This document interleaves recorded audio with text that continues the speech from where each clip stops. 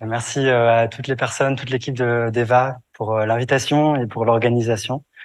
Euh, on va pouvoir y aller si ça vous va. Tout le monde m'entend toujours bien? Super. Alors, j'aime bien cette citation d'Estiva Reus. Je ne sais pas si vous connaissez Estiva Reus. C'est une personne qui a été assez importante dans le développement, l'importation de la pensée autour de la question du spécisme en France et dans l'ère francophone en général. Et elle avait notamment écrit un article dans un des cahiers antispécistes, qui était la revue un peu de référence où il était question de spécisme. Et elle avait donc écrit cet article dans lequel elle écrit: la chose la plus importante du monde, peut-être la seule qui importe, c'est la sentience, justement. Et le but, c'était de faire connaître ce terme qui, alors encore aujourd'hui, c'est un peu compliqué. Souvent, les gens sont réticents à l'utiliser ou connaissent pas très bien le terme. À l'époque de ce numéro 26 des cahiers, c'était encore pas ça. Les gens savaient pas s'il fallait dire sentience ou sentience. Du coup, elle le précise même dans l'article. Donc voilà, j'aime bien cette citation. Ça dit à quel point c'est un sujet important, ce qu'on traite aujourd'hui. Et donc le but, si vous connaissez pas ou vous connaissez pas très bien ou vous connaissez un peu ou vous pensez savoir mais en fait vous connaissez pas tout, c'est de faire le tour un peu de toute cette question de la sentience en 10 idées. Le but, c'est qu'à la fin de la conférence, vous ayez ces 10 idées en tête et qu'elles soient un peu plus claires que là, juste en les ayant à l'écran, et c'est pas forcément encore très explicite, mais tout va s'éclaircir, promis, et comme ça vous fera 10 points faciles, synthétiques, pour présenter ou connaître un peu tout ce qu'il y a, pas tout, mais l'essentiel des idées importantes et des distinctions intéressantes et pertinentes à faire sur ce concept de sentience. Alors, le premier point, c'est tout simplement la définition. Si vous voulez une définition synthétique, claire et quand même précise de la sentience, c'est celle-là. Donc, la sentience, c'est la capacité d'éprouver des choses subjectivement, d'avoir des expériences vécues positives ou négatives. Voilà, c'est le point le plus rapide de la conférence. Les 10 points, les 9 autres points vont être un tout petit peu plus développés, mais ça permet d'avoir la définition en tête, et je vais expliciter un peu de quoi il s'agit. Si ça vous semble un peu nébuleux encore, c'est normal. Donc en fait, une façon plus précise de définir ça, cette capacité d'avoir des expériences positives ou négatives dans la vie, c'est un truc qui a été distingué en philosophie au sein de ce qu'on appelle la conscience. Et donc, en fait, on a la conscience chez les humains, et au sein de la conscience, on distingue deux aspects. En général, c'est une distinction un peu canonique qui a été faite par un philosophe qui s'appelle Ned Block, entre la conscience d'accès et la conscience phénoménale. Et en fait, ce qu'on appelle la sentience, ça correspond à la conscience phénoménale, justement. Donc, je vais vous expliquer un petit peu cette différence-là. En fait, chez les humains, humaines, on a en permanence plein d'états mentaux, des fonctions en fait mentales qui sont remplies par le cerveau, qui fait en permanence tourner plein de tâches. Donc il peut y avoir la perception visuelle. Là, vous êtes en train de regarder l'écran, donc c'est une des tâches qui est en train de tourner dans votre cerveau. Vous avez des compréhensions du langage parce que vous analysez ce que je suis en train de dire. Vous avez la mémoire parce que vous vous souvenez de ce que j'ai dit il y a une minute. La motivation, parce que vous êtes motivé à continuer d'écouter et à pas décrocher pendant cette conférence. Voilà, la prise de décision, celle de rester sur vos chaises et de pas partir, s'il vous plaît. Il peut y avoir la parole. Voilà, tout ça, en fait, c'est un ensemble de fonctions qu'on a qui tournent en permanence dans le cerveau. On peut parler de fonctions ou de mécanismes cognitifs. Et en fait, certaines de ces fonctions peuvent parfois ou souvent, chez les humains et chez plein d'autres animaux, entrer dans le champ de ce qu'on appelle la conscience, faire l'objet d'expériences. Et c'est un truc particulier qui se passe dans notre cerveau quand on a cette chose-là. Et c'est le cas notamment de la vision. Il y a à la fois des choses qui sont en permanence traitées, notamment dans la périphérie de votre champ à laquelle vous faites pas attention, là sur le côté de la salle, où en fait vous avez quand même des informations que vous captez qui vous viennent de là, mais vous n'êtes pas focus dessus. Donc ça atteint qu'à moitié le champ de votre conscience. Il pourrait se passer des trucs là-bas que vous le verriez pas forcément si vous regardiez pas directement et si vous vous concentriez pas dessus. Donc typiquement la vision, c'est un truc où dans certains états, notamment là ce que vous êtes en train de regarder, soit moi, soit l'écran, là ça fait l'objet d'une expérience chez vous. Ça vous fait quelque chose de regarder l'écran. Et c'est ce truc-là, ce que ça fait.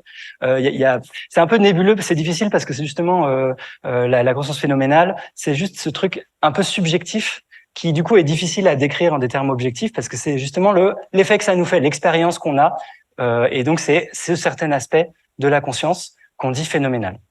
Donc on a ça pour la vision, et je vais vous expliciter dans la suite de la conférence. En fait, il y a plein de petites choses qu'on ne distingue pas toujours et qui permettent de mieux tracer en fait ces distinctions-là. Donc notamment un des cas qui permet vraiment bien de distinguer des choses qu'on croyait toujours aller ensemble et qu'on ne pensait pas à distinguer habituellement. C'est un cas un peu bizarre, un peu surprenant initialement. Moi, quand j'ai découvert, j'étais vraiment très surpris, qui s'appelle le blind sight. C'est un phénomène ou vision aveugle. Donc c'est en fait une capacité de certaines personnes qui n'ont pas d'expérience visuelle justement, donc qui ont l'impression d'être aveugles. Elles voient rien. Mais en fait, alors souvent c'est du fait de lésions cérébrales dans une aire du cortex qu'on appelle V1, qui est à l'arrière de votre cerveau. Et elles peuvent quand même, c'est ça le truc surprenant, c'est qu'elles sont aveugles, elles voient rien, elles n'ont pas d'expérience visuelle, mais en fait elles peuvent quand même répondre à des stimuli visuels qu'elles voient pourtant pas consciemment. Et c'est ce truc-là très bizarre de blindside, de vision aveugle. Elle ne voit pas, mais en fait, elle voit des trucs. C'est un peu contradictoire, mais en fait, vous allez voir que c'est voir en un sens différent dont il est question. Elles voient pas au sens, elles n'ont pas d'expérience, mais elles voient au sens de leur cerveau capte des informations quand même si elles n'ont pas l'impression de pouvoir les rapporter et de pouvoir dire là, je voyais quelque chose. Et c'est vraiment surprenant. Par exemple, si on les met c'est des personnes, on les met dans des contextes expérimentaux où on leur demande de décrire quelle est la forme qu'elles voient ou quelle est la direction des lignes, par exemple. Enfin, il y a plein d'expériences différentes. En gros, on doit distinguer entre deux choses et on leur demande de choisir. Et en fait, elles nous disent, ça n'a pas de sens ce que vous me demandez de faire parce que là, je vois rien. Enfin, c'est comme d'habitude, donc je sais même pas pourquoi vous me demandez. Et on leur dit, c'est pas grave, devinez quand même. Donc, elles ont l'impression de répondre au hasard aux questions qu'on leur pose. Et en fait, le truc surprenant, c'est qu'elles répondent très, très souvent juste. C'est-à-dire beaucoup plus souvent que le hasard pur l'aurait permis. Donc, il va y avoir entre 70% et 80% de bonnes réponses, alors qu'elles n'ont pas d'expérience visuelle. Donc ça permet déjà de distinguer ce truc au sein de la conscience que, ok, il y a les informations qui sont captées par le cerveau et qui peuvent même mener à des conséquences en termes de ça fait bouger des trucs dans notre cerveau, ça se connecte à plein d'autres fonctions, ça peut même avoir des conséquences sur nos comportements. Donc ça fait tout un tas de trucs, mais il y a ce truc en plus qui est la conscience phénoménale et que là les personnes blindsight n'ont pas, qui est le subjectif, le truc de ah là je vois quelque chose, ça me fait quelque chose, et ça elles l'ont pas. Donc c'est assez surprenant comme exemple. Pareil, si on les lance dans un couloir, il y a plein d'obstacles dans le couloir. Et en fait, comme d'habitude, elles vont dire je vois rien. Et en fait, elles avancent doucement et elles vont éviter tous les obstacles, un peu intuitivement. Donc en fait, elles les voient, mais elles n'ont pas d'expérience visuelle. Est-ce que vous commencez à voir un peu plus quelle est cette distinction-là, qui n'était pas forcément initialement facile à comprendre? Il y a un autre exemple qui permet de bien le montrer, c'est ce qu'on appelle les images subliminales. Donc, image subliminale. Là, en fait, je pourrais être en train de vous en projeter. Il se trouve que mon diapo est fixe et que ça aurait été bien de pouvoir vous montrer des trucs, mais je préférais aller à la sécurité et juste avoir un PDF comme ça, parce que sinon il y a toujours des problèmes techniques quand on essaie d'avoir des animations dans les dans les diapos. Donc là, il n'y a pas d'image subliminale, mais en fait, il pourrait y en avoir. C'est-à-dire des images tellement courtes que vous les captez pas consciemment, mais votre cerveau, elle les voit. Votre cerveau les voit. Et ça peut même avoir un impact sur vos fonctions cognitives, justement. C'est ça, des images subliminales. Et en fait, vous pourriez être comme les personnes de blind sight. Les images sont tellement courtes que vous n'en avez pas de perception consciente. Mais si on vous demandait de deviner, là, plutôt content, plutôt pas content, et ben, vous allez dire content si en fait on vous a projeté une image subliminale d'un visage qui est content. Et vous n'allez pas savoir pourquoi vous dites ça, mais en fait, votre cerveau l'a capté. Donc c'est vraiment surprenant ce truc-là d'image subliminale. Et donc là, à droite, vous avez un schéma qui permet de distinguer dans un article récent, il date d'il y a un an, qui est super intéressant. Donc en fait, différents justement champs de la conscience. Et c'est tout flou et c'est volontaire, c'est parce qu'en fait c'est pas très défini en mode clear cut. Il y a un peu un continuum entre ces différents aspects de la conscience, notamment le P consciousness. En fait, c'est phenomenal consciousness, la conscience phénoménale dont je vous parle, et le reste c'est la conscience d'accès. Et vous voyez que là, la fonction un peu vision, sight, en fait, elle traverse les différents champs de la conscience. Donc c'est le truc un peu difficile, c'est que moi je vous fais des distinctions, mais de fait, quand on a des fonctions cognitives qui tournent ou des fonctions qui impliquent la conscience, en fait, ça traverse les différentes choses qu'on essaie de distinguer. Mais donc au sein de la vision qui traverse un peu en parallèle les différents champs de la conscience ou aussi le champ de la non-conscience potentiellement, et ben vous pouvez distinguer en fait ces différents éléments. Pareil, un truc super surprenant qu'on peut faire avec les images subliminales, c'est notamment ça a été fait là dans ce contexte expérimental résumé dans cet article. faut que je fasse gaffe parce qu'en fait, vous voyez la souris. C'est en fait, ça permet de bien distinguer un truc, c'est que souvent on dit la sentience, c'est la capacité à ressentir des émotions, et c'est pour ça que je m'arrête un tout petit peu sur les émotions, parce qu'en fait, on a découvert qu'il y a toute une partie des émotions qui peuvent être complètement inconscientes, qui une fois de plus sont pas forcément cette partie-là des émotions qu'on a de oula, là je suis en colère, j'en peux plus, ça m'énerve, ou je suis super triste. Ça c'est les parties conscientes au sens phénoménal, quand c'est des choses que vous vous dites consciemment, que vous avez accès à votre émotion subjectivement. Mais en fait, il y a toute une partie de vos émotions qui se passe dans tout le reste de votre cerveau et de votre corps. Il y a toute une partie physiologique aussi, juste de taux d'hormones qui bougent, de votre rythme cardiaque, de plein de choses en fait physiologiques qui se déplacent un peu quand vous avez telle ou telle émotion. Et aussi une partie qui se passe dans votre cerveau qui est inconsciente. Et c'était la chose un peu surprenante qu'on a découverte, pas forcément spécifiquement avec cette expérience, mais avec un ensemble d'expériences. Pour vous résumer très rapidement, et du coup avec beaucoup d'approximations le contexte expérimental. En gros, on mettait des personnes dans un, comme d'habitude dans le contexte expérimental en psychologie, et on leur projetait des images subliminales. Et quand les personnes en fait avaient une image subliminale d'un visage qui était malheureux, on leur demandait systématiquement après, en fait, peu importe l'image qui avait été projetée, de se servir de l'eau et d'en boire.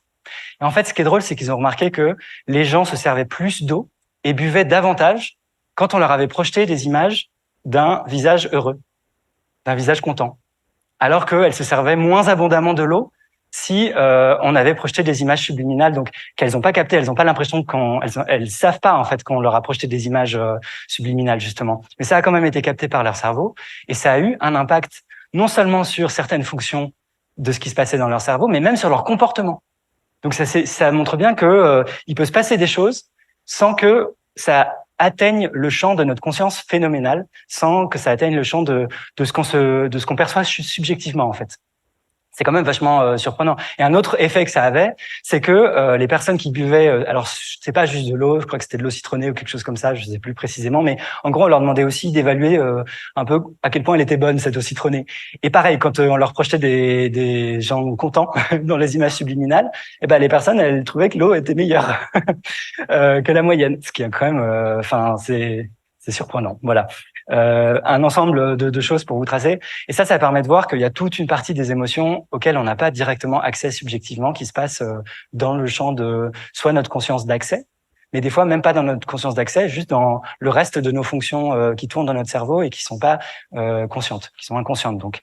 Et c'est pour ça que quand on dit que la sentience, c'est la capacité à ressentir les émotions, en fait, cette phrase, elle est juste, mais juste parce qu'il y a ressentir devant. Si vous disiez la sentience, c'est la capacité à avoir des émotions, ce serait déjà plus juste en fait de dire ça, parce que il y a toute une partie des émotions qui sont pas sentientes en fait. Et donc les émotions, c'est un peu comme la vision comme vous voyez là, la vision sur qui traversait un peu en parallèle plusieurs champs de notre cerveau.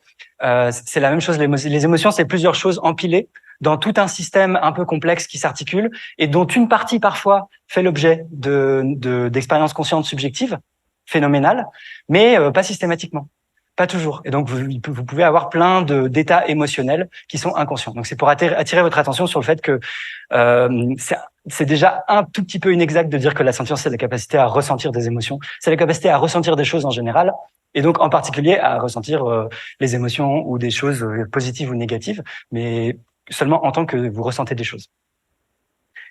Et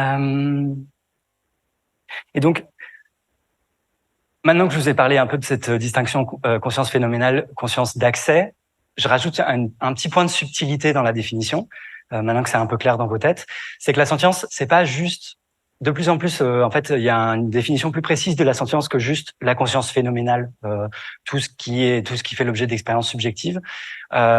L'idée, c'est que la sentience, ce serait ces états-là, mais quand ça fait du positif ou du négatif. Donc, en fait, ce serait la conscience qu'on dit affective, au sens de faut qu'il y ait de la valence. La valence, c'est un barbarisme de plus, un mot de plus pour dire que c'est du positif ou du négatif.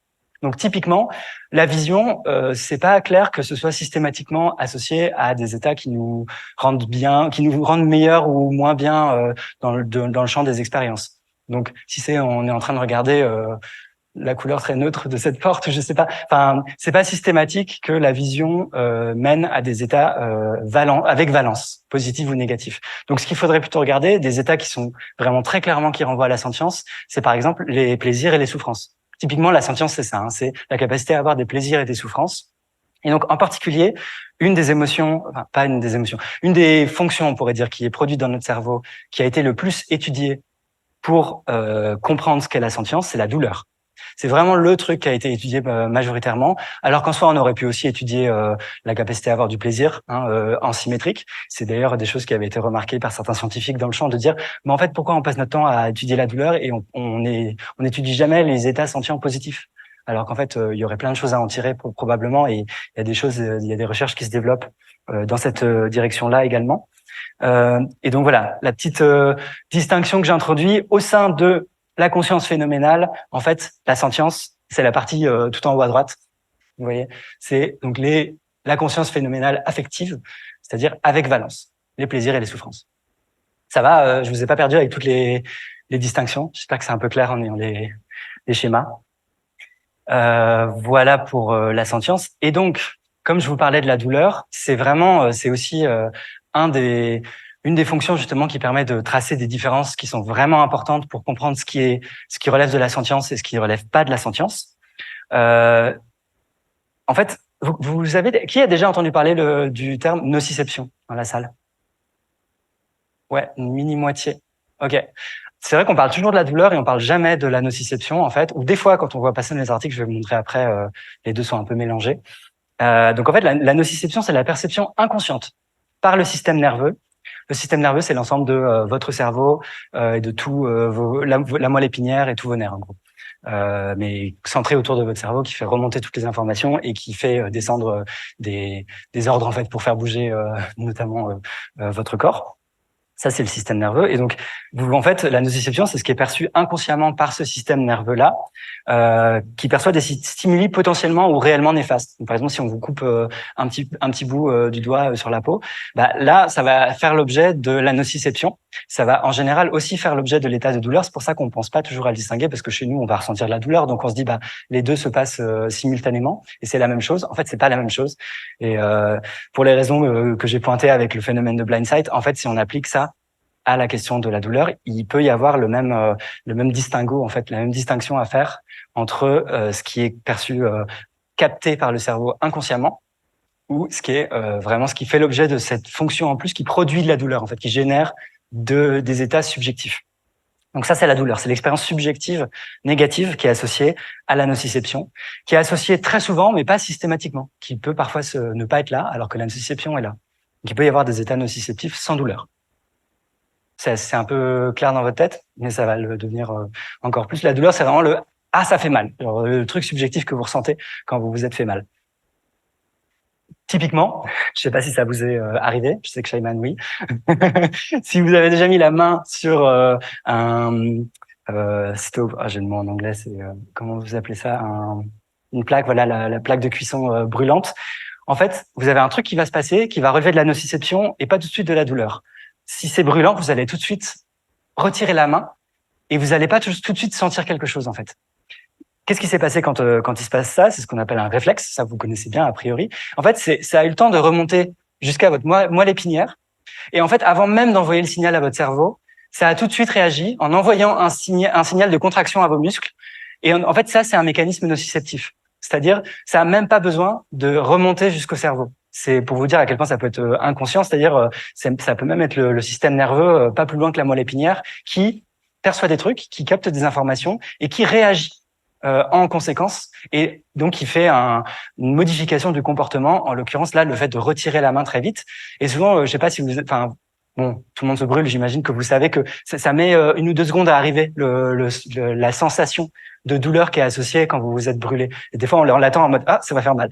Vous avez même le temps de le penser avant même de le ressentir. Et ben ça, c'est le truc en plus qui est produit après, une fois que c'est remonté à votre cerveau et que ça atteint certaines fonctions, justement, certaines aires qu'on dit supérieures dans votre cortex. Donc le cortex, c'est les aires les plus éloignées du centre de votre cerveau, donc sur la surface, c'est là, a priori, ou au moins c'est avec certaines aires de votre cortex qu'est produit, grâce à ça, qu'est produit la douleur dans votre cerveau.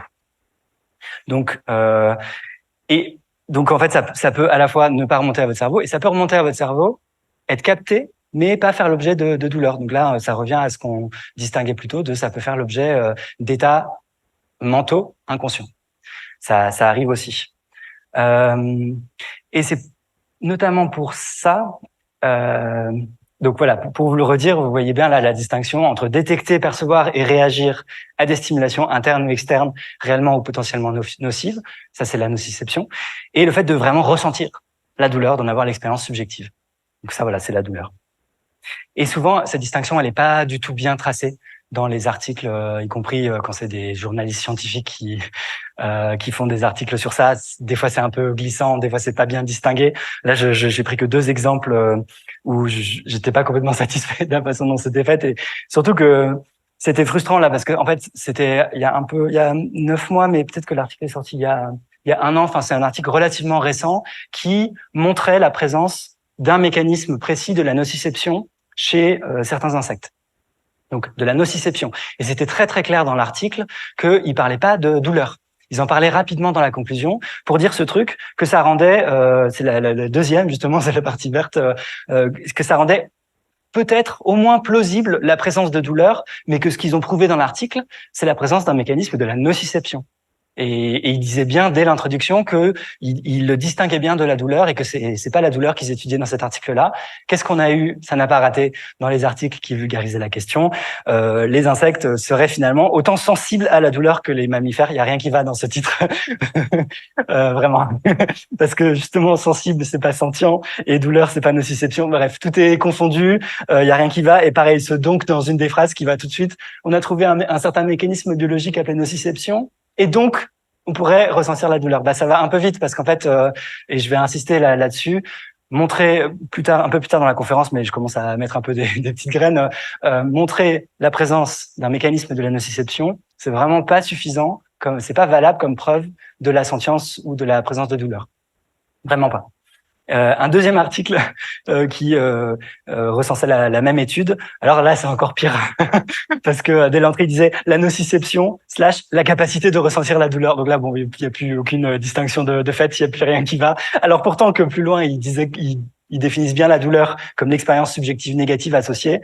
Mais bon, comme d'emblée, en fait, ils ont dit que c'était la même chose que la nociception. C'est pas très clair dans l'article. Donc pour dire que si vous connaissez des journalistes ou s'il y a des journalistes dans la salle qui ont à vulgariser sur cette question-là de la sentience, dites-leur de vraiment être attentive à cette distinction entre nociception et douleur qui est vraiment importante, qu'il est important de tracer.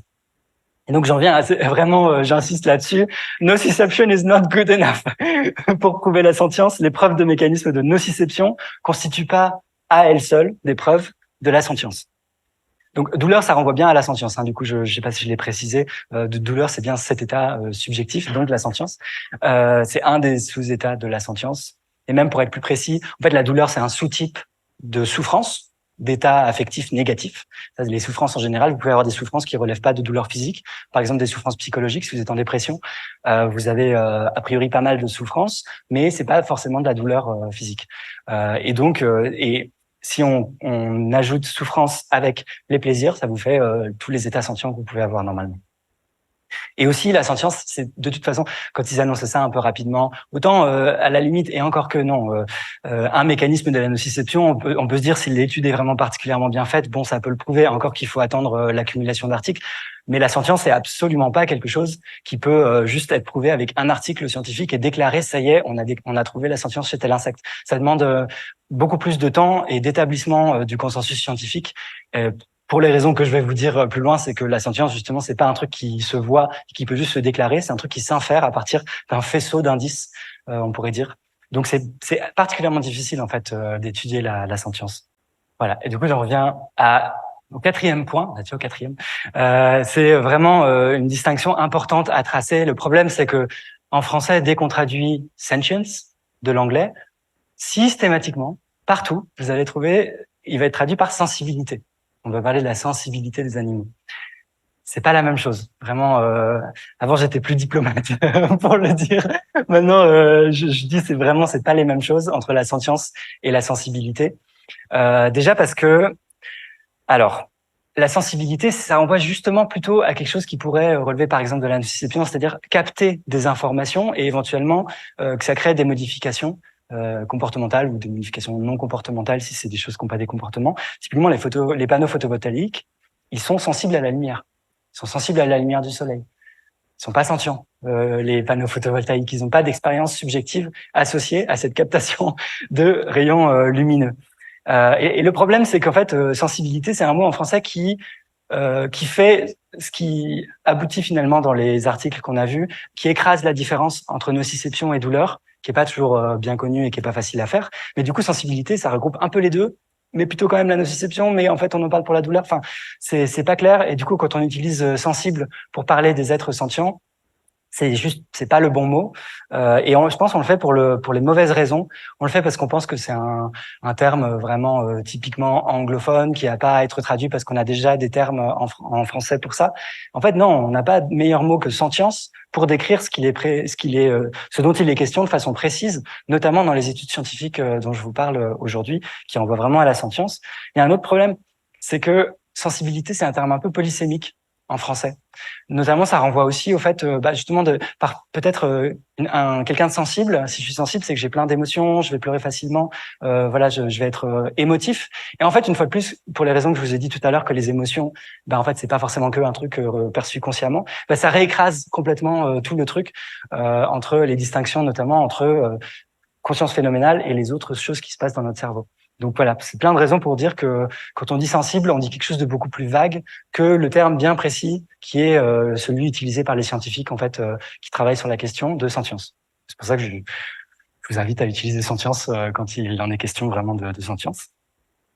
Voilà, ça c'était une petite distinction rapide. Et une autre distinction pour bien comprendre entre les différentes choses qui peuvent se passer dans notre cerveau, parce qu'il y a un peu aussi ce préjugé que pour être sentient, faudrait être particulièrement intelligent, où on va se dire, c'est les animaux qui ont des capacités qu'on dit cognitives, donc justement notamment dont relève l'intelligence, qui sont les plus proches ou les plus complexes, les plus proches de l'humain ou les plus développés, qui vont avoir le plus de chances d'être sentients. En fait, c'est vraiment des fonctions différentes dans notre cerveau. La sentience, c'est un sous-champ de la conscience, et l'intelligence, c'est une de nos fonctions cognitives. Et il y a vraiment cette grosse distinction dans ce qui peut se passer dans votre cerveau entre la conscience et la cognition. Et la cognition, c'est tout ce dont je vous parlais plus tôt. Ça peut être la prise de décision, la mémoire, le langage. C'est tout plein de fonctions. Tout ça, c'est des fonctions cognitives.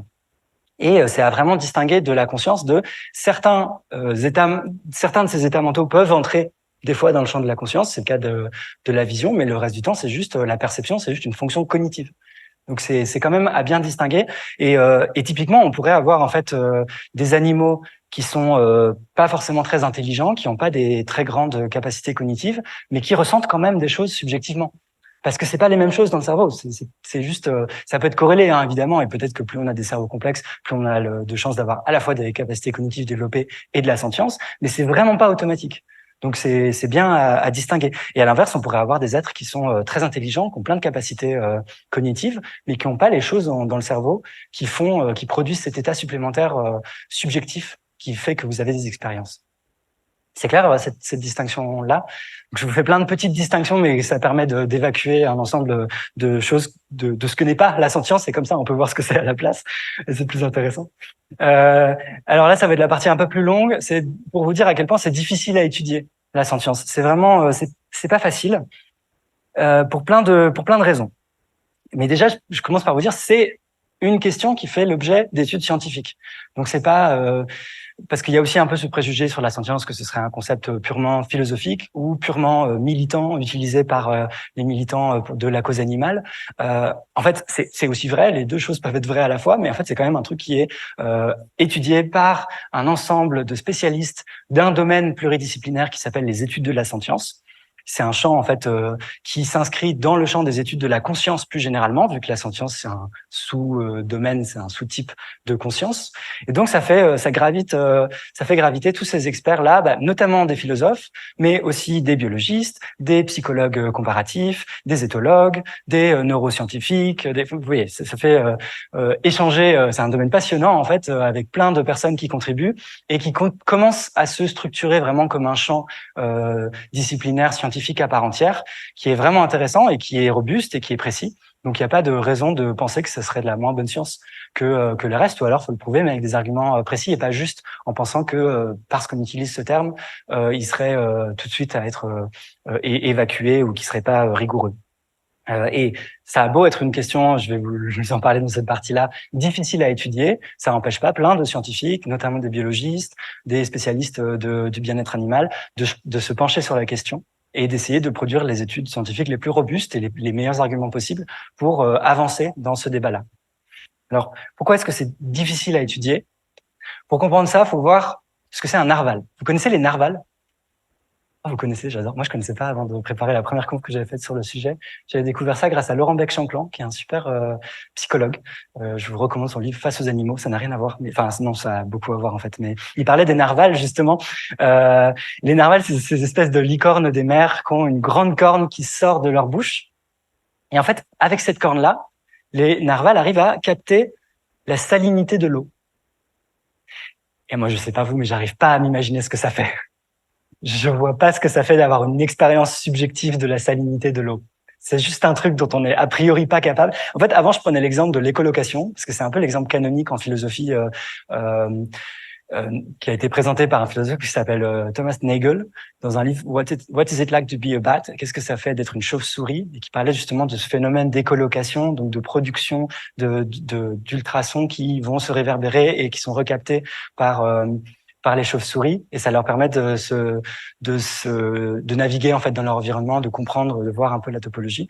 Le problème, c'est qu'en fait, je disais ça pour pareil pointer vers un truc où on n'arrive pas à imaginer ce que ça fait, mais de fait, en fait, il y a certains humains qui ont une vague idée de ce que ça peut faire, notamment les personnes non voyantes. Elles ont parfois ce truc d'émettre des petits clics, et où en fait elles arrivent à capter un peu selon la façon dont le son leur revient, elles arrivent un peu à capter leur environnement. Donc c'est un peu moins étrange que la salinité de l'eau captée par les cornes du narval. Donc j'en reste au narval maintenant pour vraiment avoir un truc qui est tellement loin de ce qu'on peut s'imaginer dans notre expérience subjective que vraiment ça nous fait un effet de OK, on ne sait pas ce que ça fait. En fait, c'est ça le problème fondamental de la sentience, c'est qu'on n'a aucune idée de à quoi ressemble l'expérience déjà d'autres personnes. Je sais déjà pas ce que ça fait d'être vous, d'avoir les expériences que vous avez en ce moment. J'espère que c'est des expériences positives, mais je peux que le présupposer à partir de ce que je vois sur vos visages et dans vos comportements. D'accord. Il est l'heure de commencer la conférence. Je peux juste l'induire, l'inférer en fait de ce que je vois sur vos visages et sur la façon dont vous avez de bouger les corps ou éventuellement de me faire des rapports verbaux. Mais sinon, je suis pas dans vos têtes. Et c'est ça le problème en fait de la sentience, c'est que comme c'est intrinsèquement les expériences subjectives en première personne que chaque personne sentiente a, c'est très difficile de l'étudier par la science parce que la science, en général, elle essaye de procéder en troisième personne, c'est-à-dire de regarder ce qui est observable et de faire des expériences, de faire bouger des paramètres pour essayer d'objectiver un peu les choses. Et du coup, c'est très difficile, c'est vraiment le problème principal de la sentience, d'objectiver en troisième personne un phénomène qui est intrinsèquement en première personne. C'est difficile parce qu'on n'a pas accès, il y a un peu ce problème de l'accès qu'on n'a pas. Et surtout, quand on est entre nous, en fait, on peut parler et faire des rapports verbaux sur ce qu'on vit, sur nos expériences positives et négatives.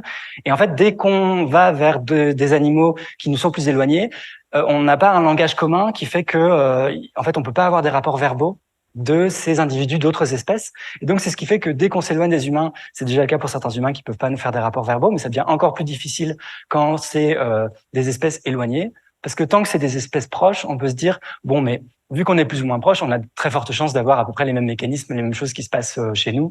Donc, si j'ai une expérience subjective, il y a de très fortes chances que comme on fait partie de la même espèce, vous avez des expériences subjectives. Si tout est là à peu près, si les conditions sont les mêmes. Ça devient plus difficile à mesure qu'on s'éloigne, qu'on va vers des individus qui sont dans des espèces qui ont été sélectionnées évolutivement qui sont plus éloignées de nous en fait phylogénétiquement sur l'arbre de l'évolution. Donc il y a des chances en fait que ce type-là particulier qu'on a de conscience soit peut-être pas là chez d'autres animaux. Et c'est ça qui est difficile en fait, c'est de se dire plus on s'éloigne, moins c'est plausible que ce soit là, ou plus c'est plausible que ce soit développé différemment, ou que ce soit pas exactement les mêmes conditions biologiques pour réaliser cet état de sentience. Et donc qu'est-ce qu'on fait, comment on fait pour étudier ce truc-là, pour l'objectiver? C'est vraiment très difficile.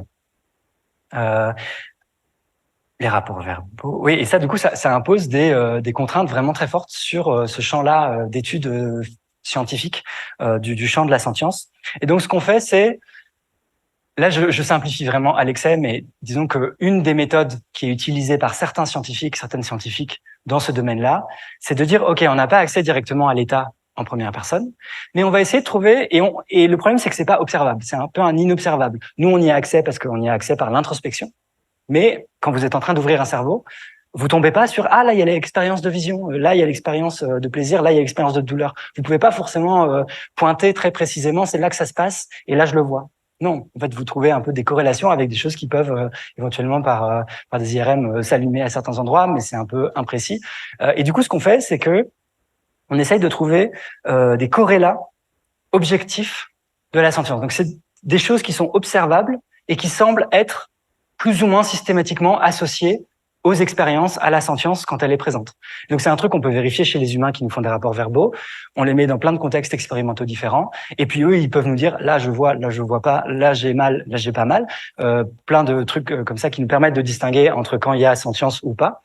Et là, on essaye d'objectiver un peu, ok, quelles conditions sont là et sont plus là pour qu'il y ait plus sentience à ce moment-là.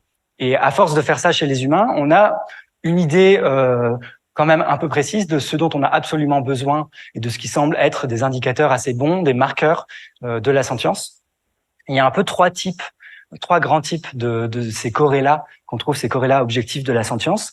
Il y a déjà une certaine physiologie, il faut que le corps soit arrangé d'une certaine façon pour pouvoir produire cet état-là de sentience. Il y a des critères comportementaux, parce qu'on réagit d'une certaine façon en général quand on a ces états positifs ou négatifs. Typiquement, là, le retirer la main, si ça fait en plus l'objet de douleur, ça peut créer des comportements un peu différents.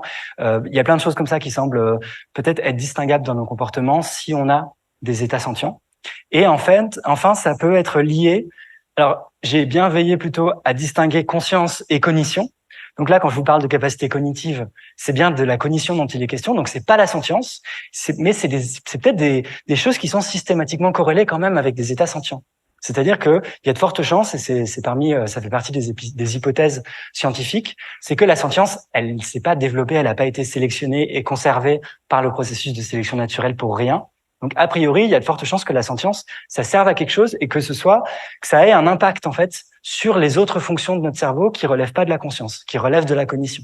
Des choses comme l'apprentissage. C'est un vraiment bon candidat pour se dire, il y a de fortes chances que la sentience, évolutivement, se soit développée en ayant un impact, en facilitant certaines choses qui sont censées être faites par l'apprentissage, en nous rendant plus facile le fait d'apprendre des choses.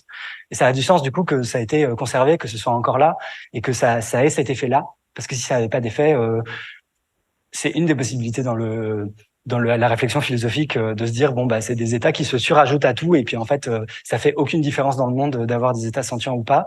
C'est un truc qui est un peu écarté par les scientifiques parce que les scientifiques sont plus pragmatiques et disent faut qu'on fasse des présupposés minimaux pour arriver à avancer dans le débat. Et un de ces présupposés assez courants, c'est de se dire la sentience ça fait quand même une différence sur les fonctions qu'on arrive à remplir dans notre cerveau, notamment sur notre cognition. Donc conscience et cognition c'est pas la même chose, mais il y a de fortes chances que la sentience soit systématiquement corrélée avec certaines façons, certains trucs précis qui se passent, certaines fonctions cognitives, notamment l'apprentissage.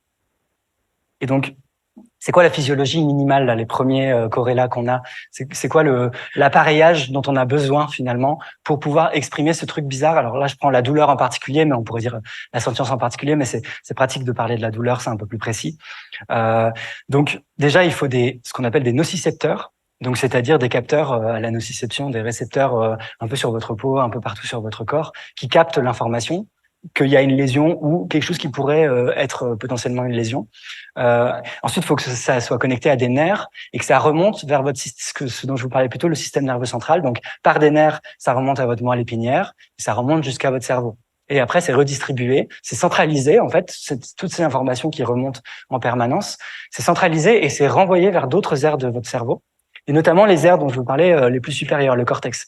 Donc, en fait, c'est à ce moment-là que se passe, a priori, la douleur, c'est dans l'amplification du signal dans certaines zones du cerveau qui permet de produire cet état supplémentaire à partir de l'information de nociception et de créer la douleur. C'est un peu, globalement, pour résumer, c'est l'appareillage dont on a besoin, la physiologie qui permet de produire des états sentients, du moins chez les humains, et on suppose très fortement que c'est aussi le cas pour les autres animaux sentients. Et du coup, donc ça, c'est une partie des marqueurs. Les marqueurs minimaux, par exemple les 3-4 premiers là à droite, qu'on va regarder, c'est déjà est-ce qu'il y a des nocicepteurs et est-ce qu'il y a des nerfs et est-ce qu'il y a un système nerveux central. S'il y a ça, on ouvre le débat et on se dit ok, est-ce que cet animal est sentient? Parce que là, il y a un début de truc qui semble pointer vers la possibilité d'exprimer la douleur et d'exprimer des états sentients. Et donc c'est là qu'on va commencer à regarder. Typiquement, il y a eu un grand débat ces 20 dernières années. Qui a été ouvert exactement il y a 20 ans, en 2003, on est en 2023. En 2003, on a découvert, il y a des scientifiques qui ont découvert que les poissons, donc c'était des truites arc-en-ciel, ont des nocicepteurs. Avant, on savait pas que les poissons avaient des nocicepteurs. Depuis 2003, on peut se poser la question, du coup, est-ce que les poissons sont sentients? Et là, ça a fait l'objet de plein d'études scientifiques, de plein de débats, d'échanges d'arguments, avec certains qui continuent à trouver toujours plus d'indicateurs justement de la douleur. On a trouvé des nerfs, on a trouvé un système nerveux central, on a trouvé des aires du cerveau qui pouvaient peut-être faire fonctionner un peu comme notre cortex, parce que les poissons n'ont pas de cortex, on va y revenir, mais qui peut-être pouvaient réaliser les mêmes choses. On a étudié plein de comportements des poissons qui semblaient être suggestifs de la présence d'états sentients. Donc c'est là, ça a ouvert le débat et ça a fait plein d'échanges. Et puis il y a des scientifiques qui défendaient plutôt que oui, là, on a suffisamment d'indicateurs pour dire que les poissons sont sentients. Et puis d'autres qui étaient plus sceptiques et qui disaient non, en fait, pour des raisons dont je vais vous parler un tout petit peu plus tard, c'est plus compliqué que ça. C'est pas parce qu'on observe tel comportement qu'on doit tout de suite en conclure à l'existence de sentience chez les poissons. Et donc, c'est un peu comme ça que procèdent certains scientifiques. Ils essayent de faire des listes, de justifier un peu les indicateurs qu'ils utilisent. Et je parle vraiment d'indicateurs ou de marqueurs et pas de critères, parce qu'il faudrait pas croire que, comme une liste de critères, si on arrive à cocher toutes les cases, pouf, c'est bon, on est sentient. C'est pas exactement comme ça que ça marche. C'est plus, vu qu'on n'est pas sûr et que c'est des corrélats objectifs, mais qu'on n'est pas absolument certain que ça pointe bien vers la présence de sentience, c'est plutôt quelque chose qui rend plus plausible le fait qu'il y ait sentience. Donc, plus on accumule de preuves de la présence de plein d'indicateurs différents de la sentience, plus on peut raisonnablement en inférer qu'il y a bien sentience, mais c'est jamais une question du coup de certitude absolue pour les raisons qu'on a vues plus tôt, que on n'a pas accès directement aux états sentients. Donc, on fait toujours comme on peut avec des inférences à partir de ce qu'on peut observer. Donc, c'est un peu comme ça que procèdent les scientifiques. C'est pas la seule façon de procéder. Je vous le dis rapidement, mais une autre porte qu'on peut prendre, c'est essayer de regarder chez les humains et de développer vraiment une très bonne théorie de la sentience, qui soit tellement précise et tellement bien qu'après on a juste à la prendre et à regarder, ok, selon la théorie bien développée qu'on a de ce qu'est la sentience et de la fonction que ça remplit dans le cerveau et dans l'évolution, quels sont les animaux qui cochent, en fait, enfin qui correspondent bien à ce qu'on dit sur la théorie de la sentience.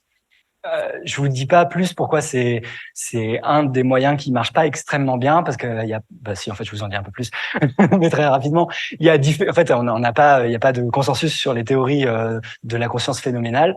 Il y a plein de théories concurrentes qu'on arrive difficilement pour l'instant à départager avec des études empiriques, dans les sciences empiriques justement d'études de la conscience, y compris chez les humains. Donc en fait, on n'a pas encore réussi à trouver la bonne théorie de la conscience, donc c'est difficile d'aller l'appliquer de façon très sûre pour les autres animaux et pour essayer d'en déduire quels animaux sont sentients. C'est une des raisons. Il y a d'autres raisons un peu plus précises qui font que ça marche pas très bien le transfert. Il faut que je me restreigne parce que sinon j'ai envie de parler des choses, mais c'est pas prévu dans cette conférence. Donc voilà, là c'est un exemple de liste de critères qui ont été proposés. À gauche, c'est une liste qui a été proposée par Lynn Snedden. Donc c'est la scientifique qui, avec des collègues, avait justement découvert la présence de nocicepteurs chez les poissons et qui a beaucoup fait dans ce débat-là, et notamment en 2014. Elle a proposé un peu une liste temporaire en disant moi, j'ai l'impression d'avoir observé dans mes études ça, et c'est ce que cherchent la plupart des scientifiques en général qui font des études expérimentales pour essayer de trouver des marqueurs de la sentience chez les animaux. Donc moi, je prends ça, je vous propose cette liste de 17 critères, enfin pas des critères du coup, indicateurs ou marqueurs, et puis elle va aller regarder les études un peu systématiquement et voir selon les différents types d'animaux lesquels cochent les critères. Et vous voyez en bleu, fiche les poissons. Et en fait, il coche en 2014, il y a pas mal de critères qui sont présents chez les poissons. Donc, c'est plutôt un bon signe.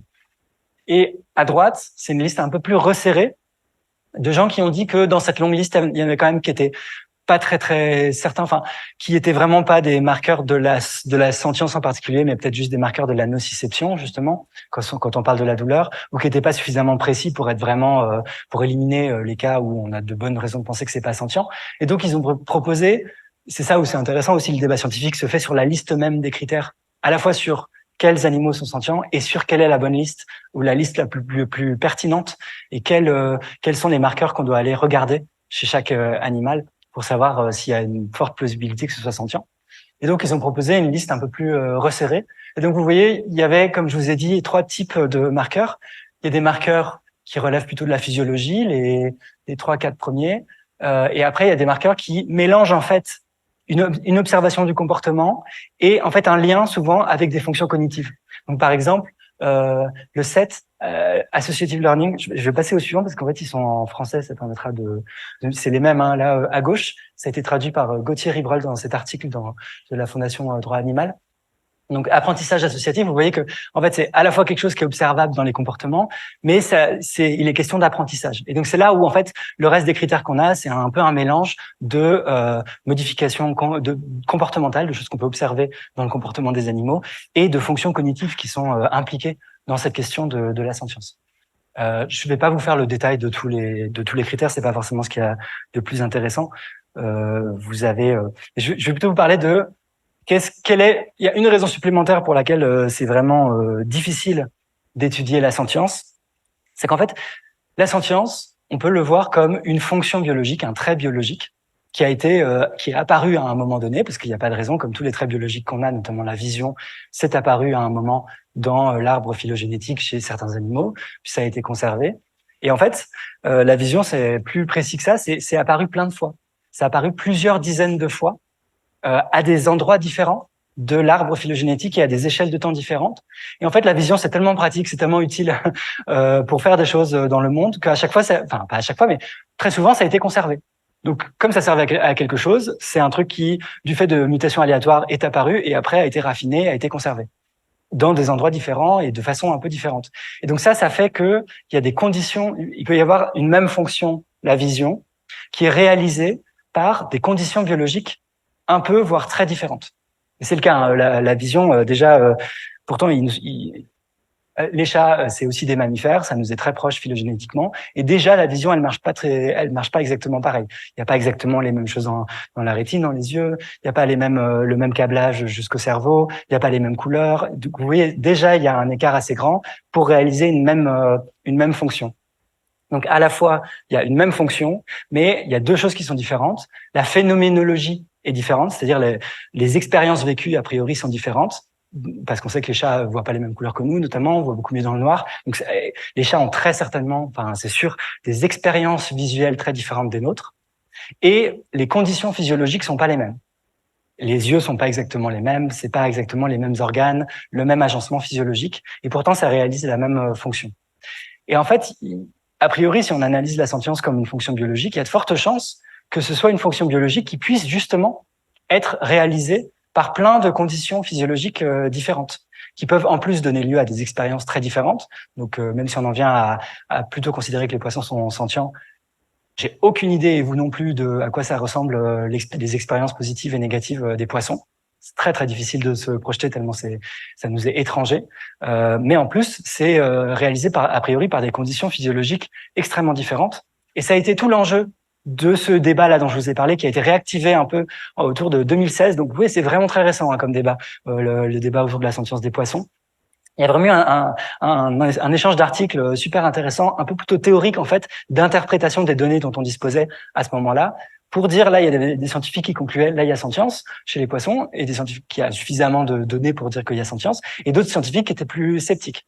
Et c'est intéressant d'aller justement étudier le type d'arguments qui étaient mobilisés. Ouais, je vais passer ça. Mais c'est Lynn Snedden.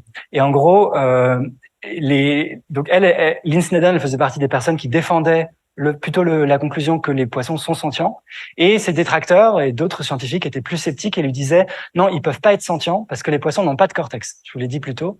Donc ces aires supérieures qu'on a dans notre cerveau, qui permettent chez les humains en fait, qui sont nécessaires pour réaliser la douleur. Nous, si on n'a pas de cortex, on peut plus avoir d'état sentient. Donc, on a initialement, a priori, de bonnes raisons de se dire que si les poissons n'ont pas de cortex, ils peuvent pas non plus réaliser la sentience. Et le problème, c'est ce problème justement que je vous disais de une même fonction biologique peut être réalisée en théorie et même en pratique par des conditions physiologiques très différentes. Donc ça se trouve, et c'est ce qu'a défendu Lynn Snedden, les poissons, ils n'ont pas de cortex, mais ils ont des aires de leur cerveau qui peuvent fonctionner de la même façon que chez nous, le cortex fonctionne pour réaliser cet état de sentience, et en particulier l'état de douleur. Et c'est là toute la difficulté du débat, c'est que comment on départage en fait entre quelles conditions sont absolument nécessaires et lesquelles ne le sont pas. Et je vous en dis pas plus pour le moment, mais en gros, ça pointe vers la difficulté de cette question. Et du coup, j'en viens à mon point numéro 7, qui explicite un peu à quel point c'est compliqué. C'est que des choses qu'on pensait, notamment dans les indices comportementaux, qu'on pensait être des bons indices pour dire là, il y a sentience chez tel animal, en fait, on se rend compte que c'en est pas. En fait, on se rend compte que on a toute une gamme de comportements qui sont possibles, alors même qu'il n'y a pas d'état sentient associé. Et ça a été le cas dans une expérience, c'est une très vieille expérience en fait. Je crois que ça date du 19e siècle. Alors c'est pas très joyeux d'un point de vue éthique, mais en gros, on a pris des grenouilles dont qu'on a décapitées. Donc en fait, leur moelle épinière n'est plus reliée à leur cerveau. Et pourtant, la moelle épinière est capable d'adaptation comportementale hyper surprenante. Donc en fait, il n'y a plus le système nerveux central complet. A priori, là où ça se passe, on est assez sûr quand même, dans ce qu'on observe chez les humains, que la sentience, ça se passe dans le cerveau. Donc le fait que la moelle épinière puisse avoir des comportements extrêmement complexes, alors même qu'il n'y a plus de cerveau, c'est un peu ce qui nous fait douter justement de la pertinence de regarder juste les comportements pour en déduire la sentience.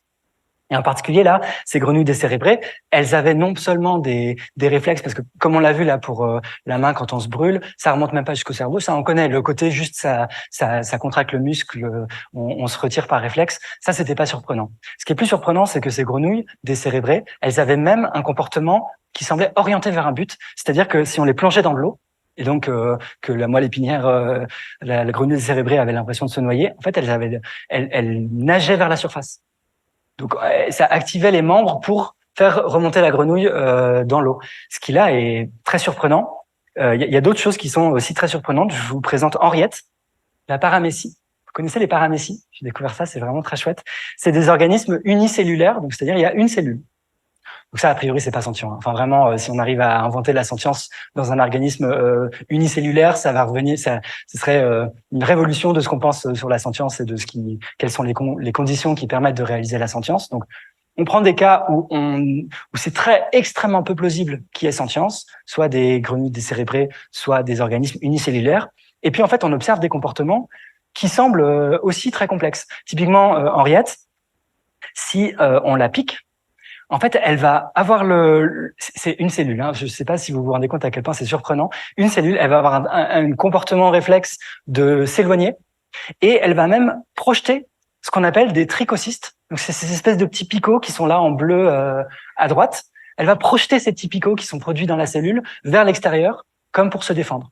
Donc là, on dirait presque que c'est ce qu'on appelle un comportement nocifensif, c'est-à-dire un comportement associé à un mécanisme de nociception et de réaction du coup en conséquence de cette perception d'informations potentiellement néfastes.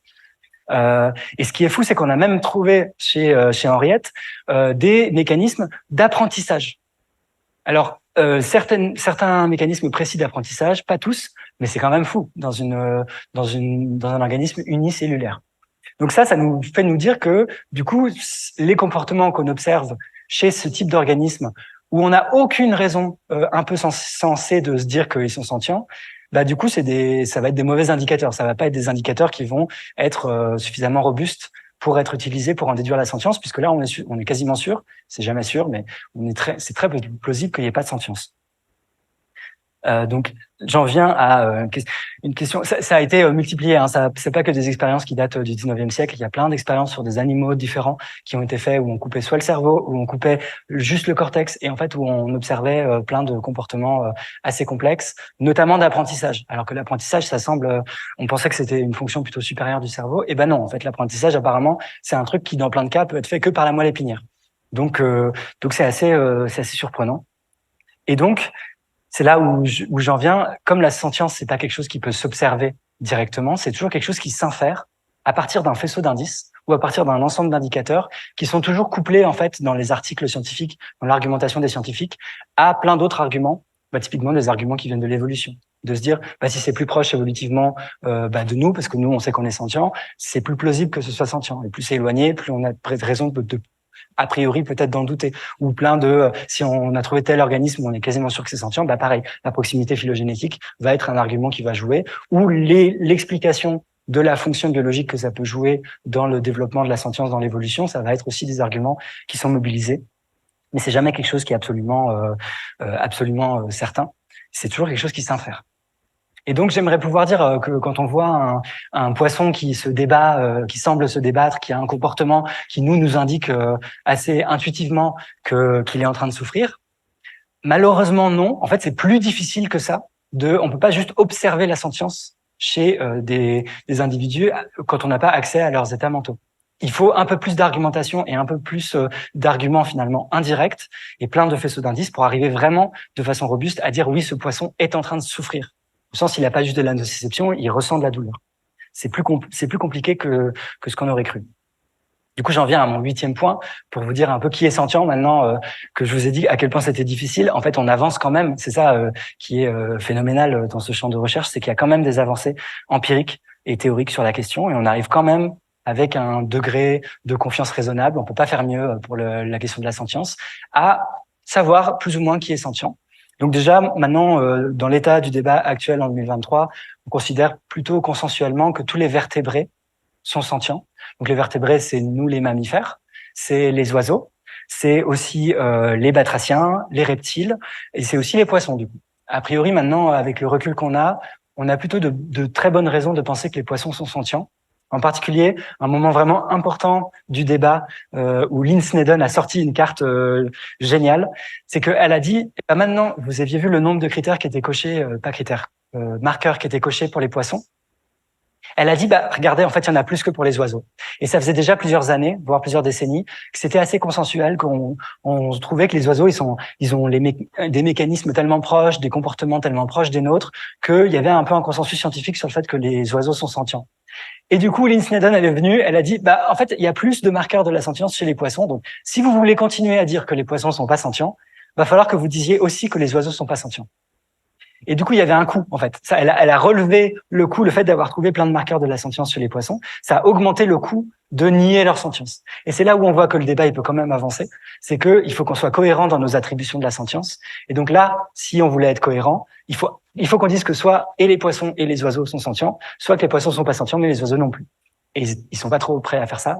Ils continuent même là encore récemment, il y a eu un article de l'ensemble des sceptiques sur la question de la sentience des poissons qui ont republié encore un article qui commence vraiment fortement à ressembler à de la production du doute, à de la production de l'ignorance. Je sais pas si vous connaissez ces concepts, mais enfin voilà, ils essayent d'instiller le doute avec des raisons qui sont pas toujours de très bonne foi et qui sont pas uniquement des raisons scientifiques selon moi. Ça va devenir de plus en plus coûteux et difficile pour eux de nier la sentience des poissons, tellement les données ont été accumulées et tellement il y a de bons arguments pour en inférer la sentience des poissons.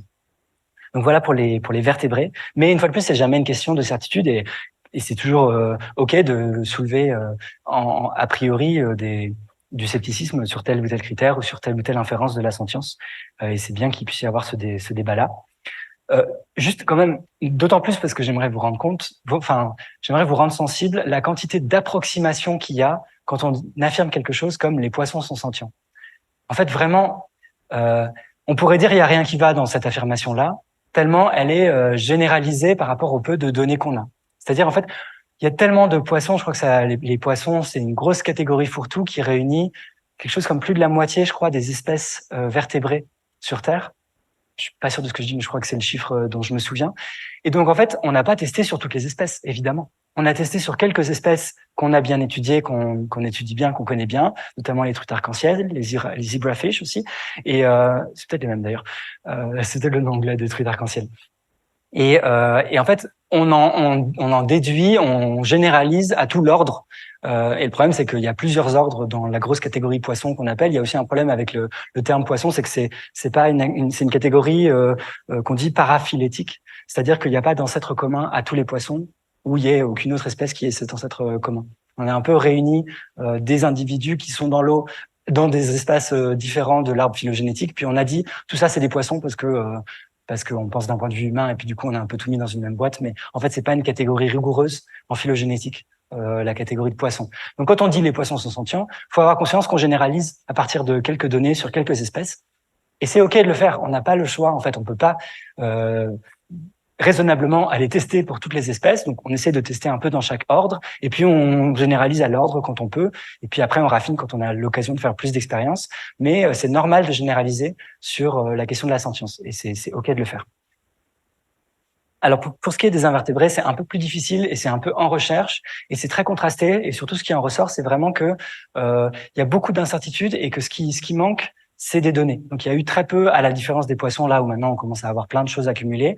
Là, pour les invertébrés, il y a vraiment un degré de connaissance de tests et de données accumulées qui est très inégal. Notamment, c'est ce que vous voyez sur le graphe.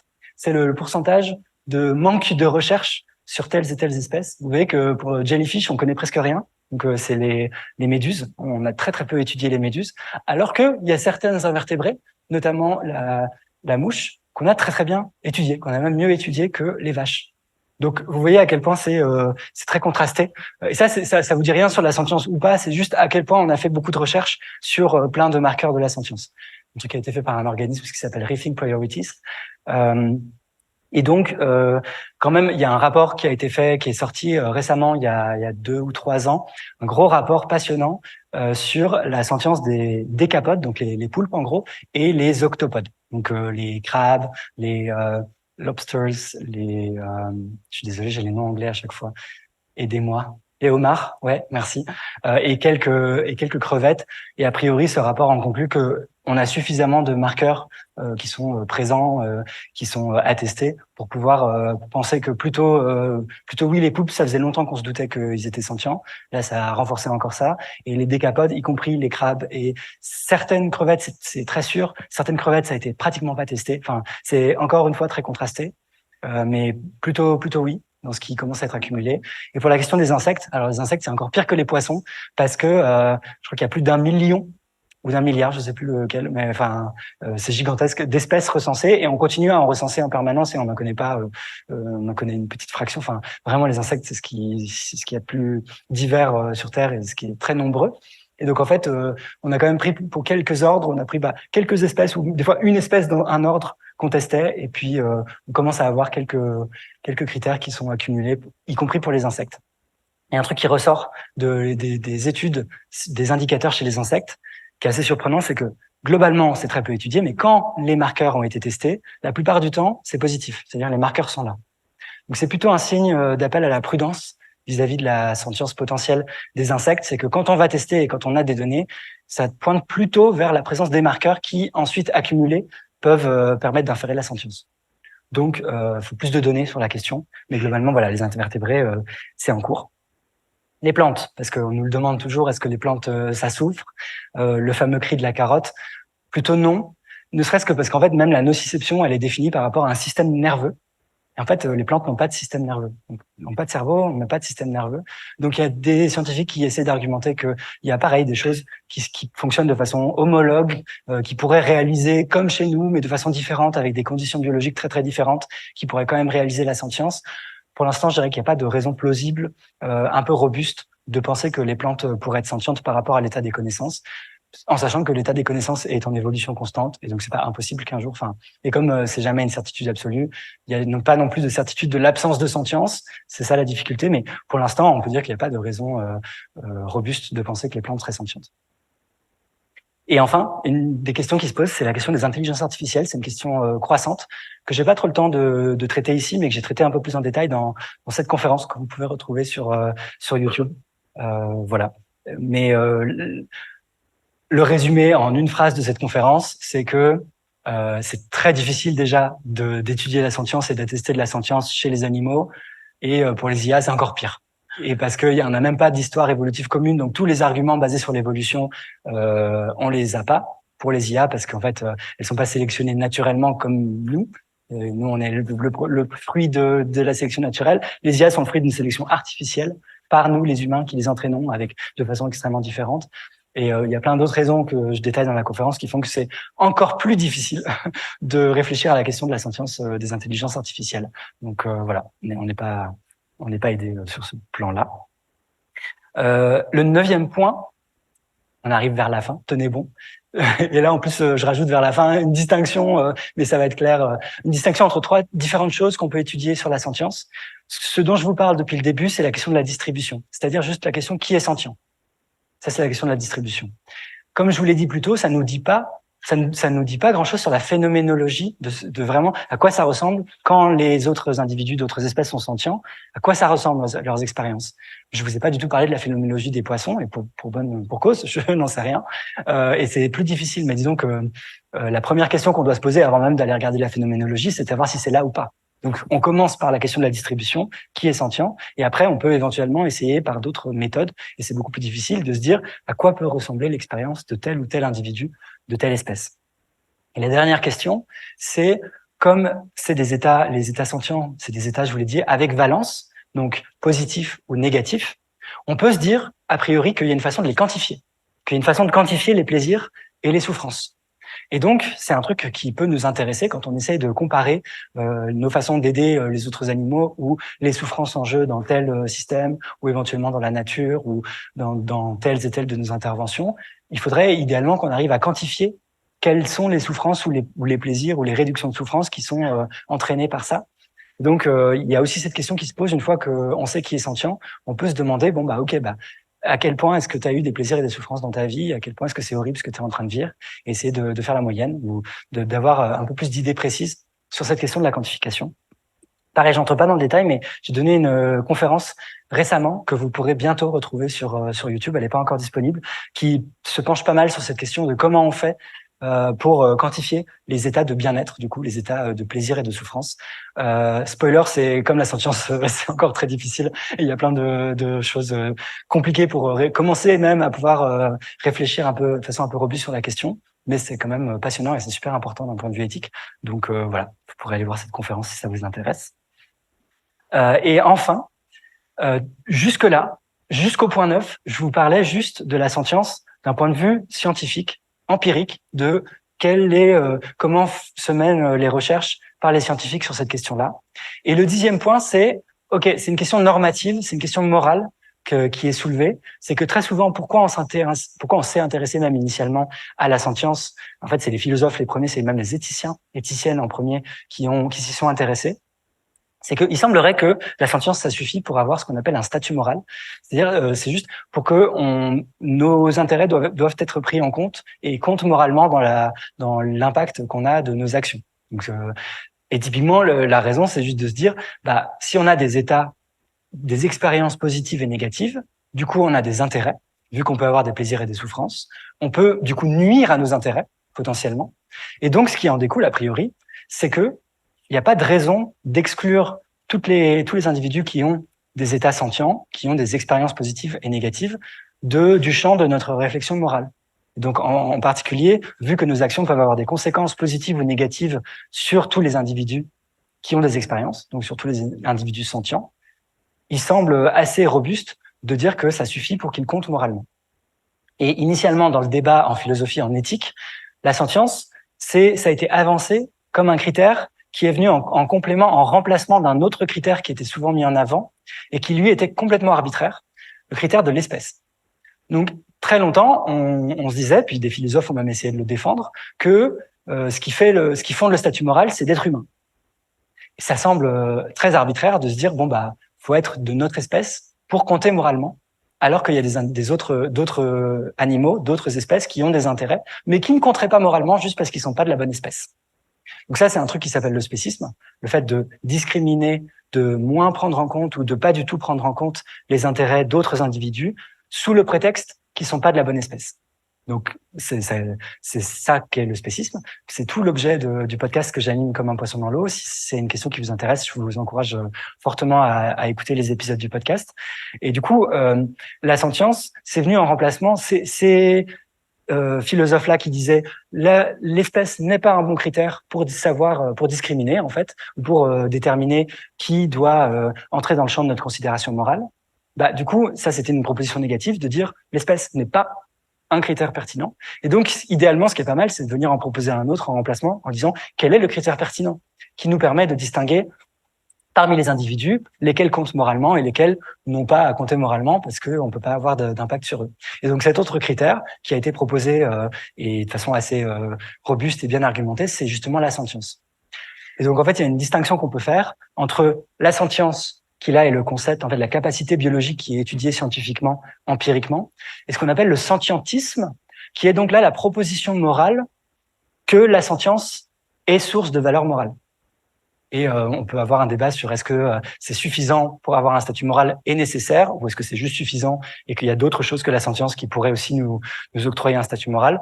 Mais globalement, ça marche comme ça et ça permet de distinguer ce qui relève des sciences empiriques, l'étude de la sentience, de ce qui relève des propositions normatives en philosophie. Et là, c'est plus justement le sentientisme. Est-ce que c'est clair cette distinction et les raisons pour lesquelles la sentience ça nous donne des intérêts et a priori quand on a des intérêts, il n'y a pas de raison de pas que ça ne nous fasse pas compter moralement et qu'ils doivent pas être entrés en compte dans nos délibérations morales, d'où le fait que ça octroie un statut moral. Du coup, petit recap, ça y est, on a traversé dans cette conférence les 10 points. Donc la sentience, c'est la capacité à vivre des expériences positives et négatives. Ça renvoie à un certain aspect de ce qu'on appelle la conscience. Ça renvoie à l'aspect phénoménal. C'est ça qui correspond au fait aux expériences vécues qu'on a, et encore plus précisément aux états phénoménaux avec valence, donc positif et négatif. En particulier, quand on applique cette distinction-là à la fonction douleur, on peut distinguer la nociception, qui là relève de choses inconscientes, de la douleur, qui est l'état conscient vécu subjectivement, qui est parfois associé en plus à la nociception. La sentience, c'est pas la même chose que la sensibilité, parce que la sensibilité, ça écrase cette distinction-là. C'est pas non plus la même chose que la cognition, et donc en particulier que l'intelligence. C'est vraiment pas facile à étudier scientifiquement pour un ensemble de raisons que vous avez vu, qui est vraiment très compliqué et qui est dû au fait que on n'a pas accès, que c'est inobservable et que c'est quelque chose qui est intrinsèquement en première personne, et on essaie de l'étudier en troisième personne avec les méthodes de la science. Et en particulier, ça complique la chose de se dire que observer des comportements, c'est a priori jamais suffisant pour en inférer à elle seule cette observation qu'il y a sentience. Il faut que ce soit ancré dans un ensemble, dans un faisceau d'indices avec d'autres arguments, mais juste observer un comportement, ça ne permet pas a priori d'en déduire la sentience. Et donc, qui est sentient? Les animaux vertébrés, certains invertébrés, pas les plantes, et les intelligences artificielles, c'est compliqué. Et donc, on a cette distinction entre trois questions, la question dont il était question dans cette conférence de qui est sentient, la distribution, mais on peut aussi se demander qu'est-ce que ça fait d'être sentient quand on est d'une autre espèce, et à quel point on a beaucoup de plaisir ou beaucoup de souffrance. Et enfin, a priori, être sentient, ça suffit pour compter moralement. En 10 idées, vous avez à peu près, on a couvert le terrain des choses intéressantes qu'il y a à dire sur la sentience. En fait, c'est un champ passionnant, donc il y a toujours plus à en dire. Et je me suis fait violence pour réduire ça en 10 idées. Mais globalement, ça fait pas mal le tour. Et du coup, je vais vous laisser avec quelques petites références en plus, quelques ressources. Déjà, un site de référence super en francophonie, c'est sentience.pm, qui a été développé par un collectif sentientiste, justement. Donc, ils ont une bonne raison d'informer sur la sentience, qui s'appelle le projet Méduse. Donc, je vous encourage vraiment à aller regarder ce site. Et aussi, je vous renvoie vers différentes sous-questions là vers lesquelles j'ai pointé dans cette conférence, mais sans les développer. Elles sont développées dans d'autres conférences, notamment celle-là, comment déterminer scientifiquement qui est sentient. Là, j'entre beaucoup plus dans le détail encore sur le défi scientifique que représente l'étude de la sentience. Et je vais un peu plus dans le détail encore. Là, c'est le passage chez Shaiman dans le Futurologue podcast, Shaiman qui est présent dans la salle, et où là, on a un peu plus discuté des questions de statut moral, notamment dans la deuxième partie, plus en détail que je l'ai fait dans cette conférence. Et là, voilà, pour la question de la sentience artificielle, c'est cette première conférence qu'il faut aller voir. Et si vous voulez des ressources un peu plus précises, pour le coup, là, faut aller lire les articles de cette revue de référence Animal Sentience, qui existe pas depuis très longtemps, qui existe depuis 2016. En fait, c'est le débat autour de la sentience des poissons qui a plus ou moins lancé cette revue en 2016, ça a été le premier numéro de la revue, était entièrement consacré à la question de la sentience des poissons, et c'est là que s'est passé le gros du débat, et ça a propulsé. Maintenant, il y a des débats sur justement la sentience des insectes, la sentience éventuellement des plantes, il y a toute une série sur ça. Il y a plein de choses à aller voir et c'est passionnant, et justement ça regroupe tous les spécialistes de ce gros champ interdisciplinaire dont je vous ai parlé, si vous voulez aller lire ça. Et les personnes à suivre sur la question, du coup, je vous ai parlé beaucoup de Lynn Snedden, et il y a ces deux autres personnes, Jonathan Burge et Heather Browning, qui travaillent au sein d'un champ de recherche qui s'appelle Foundations of Animal Sentience. c'est en fait... Ah oui, super. C'est un super programme de recherche qui a été lancé à la London School of Economics à Londres, qui est dirigé par Jonathan Birch, qui est un philosophe des sciences, des philosophes en général. Et c'est du coup vraiment aussi les débats de référence sont là, et je vous encourage, si c'est une question qui vous intéresse particulièrement, à aller regarder sur leur site, où il y a notamment une recension de toutes les personnes qui travaillent sur la question au sein de ce programme et de tous les articles qui ont été publiés dans ce programme, Foundations of Sentience, et c'est passionnant. Il y a beaucoup de débats aussi plus théoriques sur justement comment on fait pour étudier la sentience. Le but, c'est de donner un peu une base pour ensuite arriver à mieux avancer dans le débat scientifique. Donc c'est vraiment super intéressant. Voilà, merci pour votre écoute.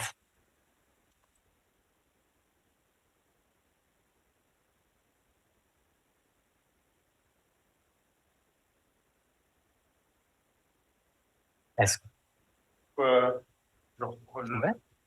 au nom du coup de l'EVA, le surveillant animaliste de Montpellier et en collaboration avec l'association Pifilo. On remercie beaucoup déjà Victor d'être venu d'avoir fait déplacement d'avoir organisé cette conférence.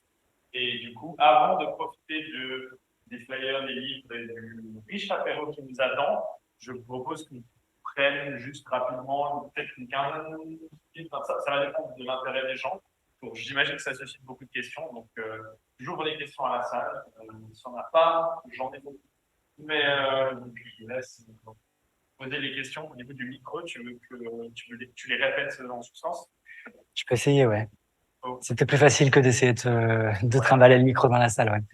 Je vais tenter de résumer vos questions. Oui. Ouais.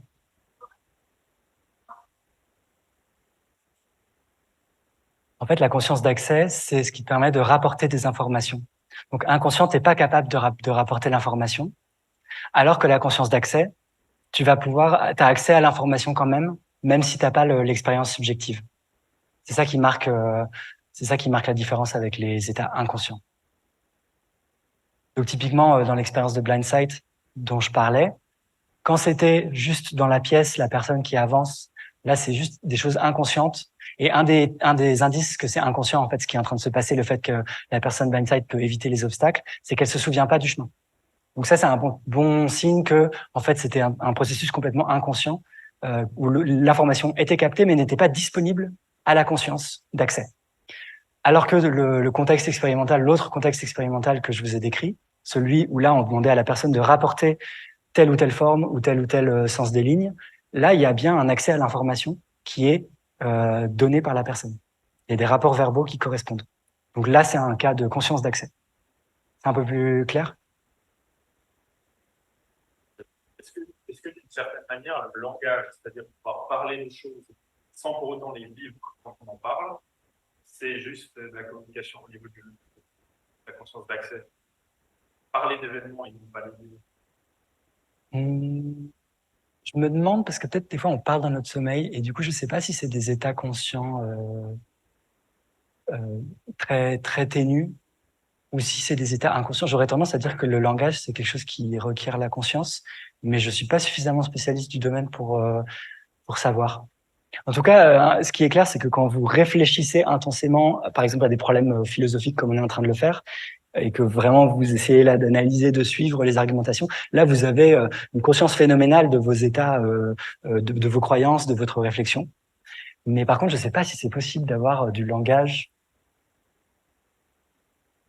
sans conscience. Je ne sais pas du tout. Je dirais que non, mais je suis pas sûr de moi.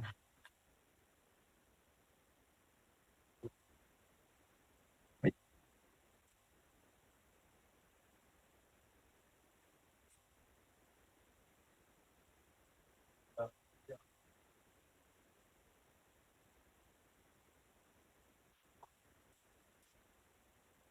Oui, c'est vrai que j'ai pas du tout, ne serait-ce qu'essayé de sembler légitime sur la question avant de donner la conférence. Ma formation, moi, elle est en philosophie des sciences. Et j'ai fait un master de philosophie des sciences à la Sorbonne avec un Erasmus à York en Angleterre en M2. Et en fait, pendant mon Erasmus, mon mémoire de philosophie des sciences de master, justement, je l'ai fait sur la question de l'épistémologie de la sentience, du débat sur la sentience des poissons. Donc moi j'ai passé en fait mon M2 à analyser quels étaient les arguments que se renvoyaient les scientifiques et quelle forme ça prenait et comment on pouvait essayer de distinguer parmi ces arguments-là. Et en particulier, moi, une chose, j'avais pas les compétences de biologiste, par exemple, pour savoir si les contextes expérimentaux étaient bien faits, si les études étaient robustes. Donc, en fait, je me suis pas tant penché sur les études qui permettaient de montrer la présence des critères. Mais il y avait toujours une deuxième étape dans la réflexion scientifique. C'était l'étape, justement, une fois qu'on était d'accord sur quels critères sont présents, une fois qu'il y avait un peu un consensus sur la façon dont les études avaient été faites, c'est qu'est-ce qu'on en dit justement sur les attributions de sentience. Et moi, c'est cette étape-là que je suis allé regarder dans mon mémoire, parce que c'est là où le philosophe peut rapporter sa graine, parce que là, ça demande pas de compétences particulières très précises, justement sur les contextes expérimentaux, mais c'est plutôt des arguments qui étaient utilisés par les scientifiques, qui sont des arguments philosophiques en fait, dans quel contexte on peut passer de la présence de tel ou tel critère, de telle liste de critères présents, à sentient ou pas. Et c'est là que c'était très intéressant parce qu'en fait, les scientifiques étaient plus ou moins d'accord sur quels critères étaient présents. Des fois, il y avait un peu des débats sur ça aussi, mais globalement, il y avait un consensus sur ça. Par contre, là où Yale était pas d'accord, c'était sur l'étape d'après, justement, sur l'inférence vers la sentience ou vers la non-sentience de tels individus. Et c'est là où moi, je suis allé regarder un peu dans le détail dans mon mémoire quel type d'arguments étaient utilisés, pourquoi ça semblait pas marcher, pourquoi à chaque fois on semblait être dans une impasse et que en fait les scientifiques se renvoyaient des arguments qui étaient presque en miroir et qui semblaient pas pouvoir faire avancer le débat. Donc le but c'était d'expliquer justement ce dont je parlais dans une partie de la conférence et que je parle plus en détail dans une autre, ce dont je parle plus en détail dans une autre conférence sur quels sont les défis en fait qui se posent quand on cherche à connaître la sentience et quand même comment on arrive à avancer empiriquement et théoriquement sur cette question-là. Voilà. Et puis depuis, j'ai continué à réfléchir sur la question d'un point de vue plus engagé aussi, parce qu'avec le podcast Comme un poisson dans l'eau que j'anime, quand on lutte contre le spécisme, donc c'est un podcast contre le spécisme et autour de toutes les questions du spécisme. Et du coup, quand on cherche à lutter contre le spécisme, c'est un bon moyen, c'est d'informer notamment sur ce qu'est la sentience, de montrer en quoi c'est un champ de recherche robuste. Et du coup, j'ai continué à réfléchir sur cette question-là. Et du coup aussi sur plus le pan dont j'ai presque pas parlé aujourd'hui, mais le pan éthique en fait, les réflexions éthiques et des conséquences que ça a d'observer qu'un individu est sentient. Qu'est-ce que ça a comme conséquences normatives sur la façon dont on doit le traiter?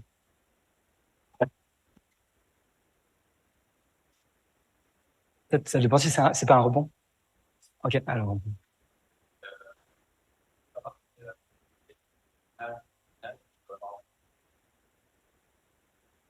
Alors, par définition, les images subliminales, ouais.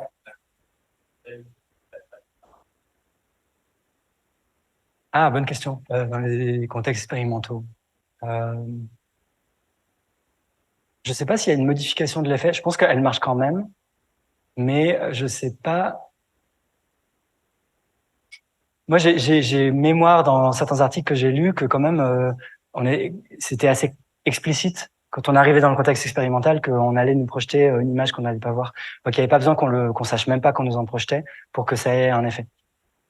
Mais j'ai vu passer quelque chose de plus récemment que on pouvait avoir un biais parce qu'en fait, avec les images subliminales, on joue sur le seuil. C'est pas, en fait, il y a un continu de plus elles sont courtes, moins on les perçoit. Il n'y a pas un seuil vraiment où on passe de pas du tout les percevoir à pouvoir les rapporter. Il y a tout un continuum où on n'est juste pas sûr de si on a vu et on n'est pas sûr de ce qu'on a vu. Et du coup, on dit, et puis c'est dans ce continuum-là, quand on a atteint le seuil, en fait, où on est capable de détecter, on a l'impression des fois de dire au hasard, et en fait, on dit pas au hasard. Et je sais, j'ai vu passer des problèmes que ça posait, parce qu'on peut avoir un biais pessimiste ou un biais optimiste. Donc, on peut se dire, quand on a un doute, on va quand même rapporter qu'on l'a vu, dans le doute, ou il y a des personnes qui deviennent plus pessimistes, notamment quand j'ai vu un truc, quand on a eu tendance à se tromper dans des rapports verbaux sur ces images-là, en fait, on devient plus conservateur dans nos rapports verbaux. Donc, si on nous a dit qu'on s'est trompé avant, on va plutôt avoir tendance, si on n'est pas sûr, mais on croit peut-être avoir vu un truc, on va plutôt pas le dire, ou moins le dire, moins souvent. Et en fait, ça fausse du coup le diagnostic qu'on essaie de voir, parce que du coup, on sait plus si on est en train de rapporter ce que l'individu dans le contexte expérimental a vu, aperçu ou pas.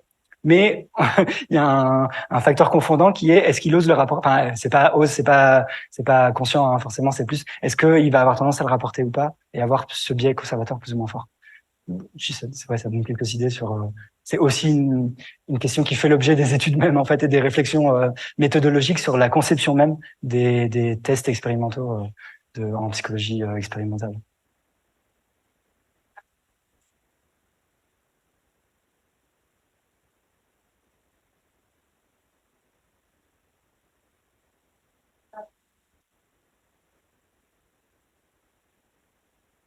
Oui, je me rends compte que je répétais pas du tout les questions avant. La question, la question c'est est-ce qu'il y a un avantage évolutionnaire à la sentience? Et la réponse c'est oui. Moi, c'est pas ce que je connais le mieux, c'est pas ce que j'ai observé dans le débat, mais c'est plutôt considéré. Déjà, c'est plus ou moins présumé par par les scientifiques et par les philosophes qui bossent sur la question que oui, ça fait bien une différence, que ça a dû apporter quelque chose, et donc que ça n'a pas été sélectionné et conservé pour rien. Et donc, une bonne chose qui permettrait d'avancer dans le débat sur la sentience, c'est d'identifier précisément quelle est la fonction qui est remplie par la sentience, à quoi ça sert, qu'est-ce que ça apporte, notamment en fitness, c'est-à-dire qu'est-ce que ça nous apporte qui nous permet d'avoir un avantage évolutif par rapport à des états non sentients. Et ça permettrait de caractériser plus précisément, finalement, une caractérisation qu'on dit fonctionnelle de la sentience, justement. Quelle est la fonction biologique remplie par la sentience? Et là, il y a un ensemble d'hypothèses qui ont été formulées. Donc, c'est plutôt ce qui entre dans des arguments de type évolutionnaire, justement. Et un des meilleurs candidats qui émerge, mais il y a plusieurs propositions distinctes, mais c'est que ça aurait un lien, justement, de facilitation des processus d'apprentissage.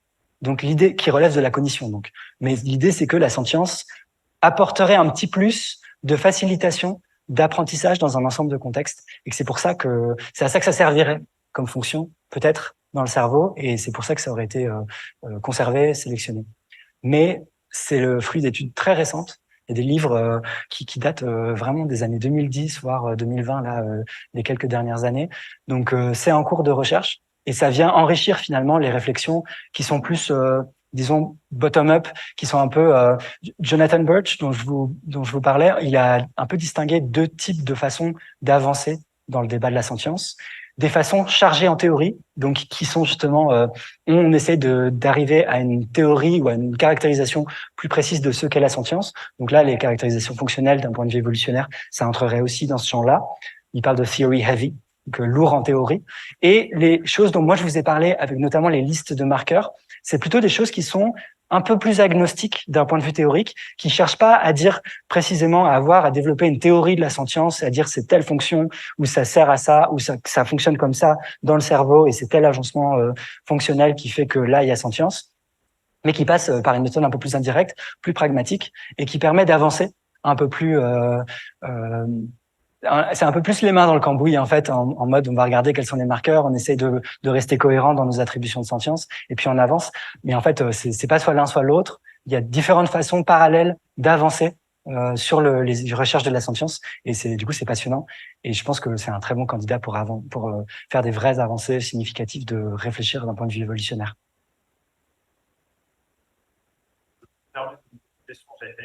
Ouais.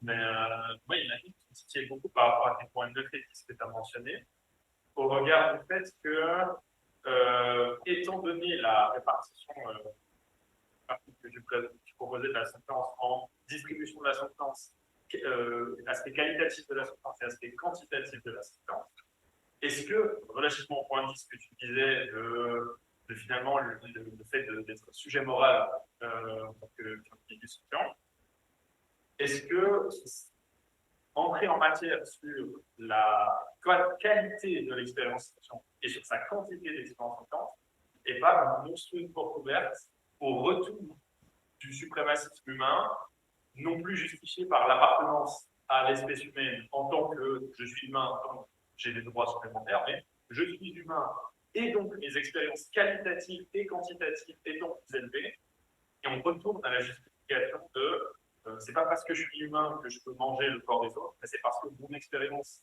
sentience de manger le corps des autres est tellement plus qualitative et plus quantitative que finalement, ça vaut la peine de leur expérience qualitativement et quantitativement plus faible de mourir en tant que... Ouais, ça me paraît super juste et intéressant. Bah, une première question, c'est qu'en fait, c'est une question empirique. On voit après comment on l'interprète, mais si les gens veulent juste inventer que les humains ont une qualité de sentience ou plus de quantité d'états positifs et négatifs, il faut le prouver, en fait, il faut aller regarder dans le détail, est-ce que c'est vrai? Donc ça, c'est un premier truc, c'est que ça va être déterminé scientifiquement, cette question-là, a priori. La qualité, c'est plus difficile encore à étudier, mais les quantités, on a un début de piste à comment réfléchir justement à une quantification des états de bien-être. Donc, c'est pas un truc qui va se postuler a priori. Et si des philosophes essaient de juste le postuler, de postuler l'existence d'une qualité particulière de la sentience chez les humains, on a des bonnes raisons d'en douter. Est-ce que le fait que la science est déterminée par inférence par rapport à un qui donne pas quand même une probabilité plus haute que toutes les études basées sur le corpus finissent par attribuer des valeurs relativement plus hautes? Ouais. En nombre et qualité. Alors, je vais peut-être répondre en deux temps. En quantité, du coup, c'est un des points que je traite dans une de mes conférences qui sera bientôt disponible. Et en fait, le fait est que on a plutôt des raisons de penser que les capacités de bien-être, donc à quel point on peut monter haut et descendre bas en bien-être ou en plaisir ou en souffrance, sont plus élevées chez les humains que chez d'autres animaux, mais pas tellement plus élevées que ça justifie d'en tuer des milliards. Et le problème, c'est qu'en fait, de toute façon, on va pas pouvoir justifier de les exploiter dans le nombre qu'on fait, parce qu'ils sont tellement nombreux que ça a plutôt l'effet inverse, en fait. Même si on donne un tout petit peu, enfin, si on remarque qu'il y a même une quantité infime, mais en fait quand même présente, de capacité de bien-être chez d'autres individus, c'est suffisant, une fois accumulé, pour dire qu'il n'y a rien qui va dans la façon dont on les traite aujourd'hui. Et même quand on réduit de beaucoup. C'est quelque chose c'est une étude qui a été menée récemment par Rethink Priorities, qui est un des organismes de recherche dont j'ai parlé dans la conférence, qui essaie justement de donner des pistes sur comment on peut quantifier les états de bien-être entre les espèces. Et en fait, ils ont conclu que il y a des écarts, il y a de bonnes raisons qu'il y ait des écarts, parce que ce serait presque surprenant qu'en fait qu'il y ait exactement les mêmes capacités de bien-être entre les espèces alors qu'on a évolué quand même différemment. Mais il n'y a pas des écarts tellement hallucinants que ça permette de tous les asservir ou de justifier que nos moindres petits intérêts vont compter plus que des intérêts fondamentaux d'autres individus, d'autres espèces. Ça, c'est pour la quantité. Donc en fait, non, a priori, ça n'aura pas cette conséquence-là d'un point de vue moral. Et pour la qualité, je pense qu'il y a peut-être une confusion parce que qualité, ça a une connotation positive dans le langage français. Donc quand je disais une qualité particulière, c'est plus que c'est la forme que ça prend chez nous, mais ça veut pas dire que c'est plus ou moins. Enfin, c'est pas dire que c'est plus qualitatif ou moins qualitatif. Donc c'est plus qu'est-ce que ça va faire, quelle va être l'expérience particulière associée. Ça veut pas forcément dire qu'elles vont avoir plus de valeur chez les humains que chez les autres animaux. Il y a peut-être cette confusion qu'il faudra lever, que quand on parle de qualité des expériences sentientes, c'est pas du plus ou moins qualitatif, c'est juste différentes façons, mais différentes, pas forcément plus ou moins avec plus ou moins de valeur, d'avoir des expériences différentes sur le monde.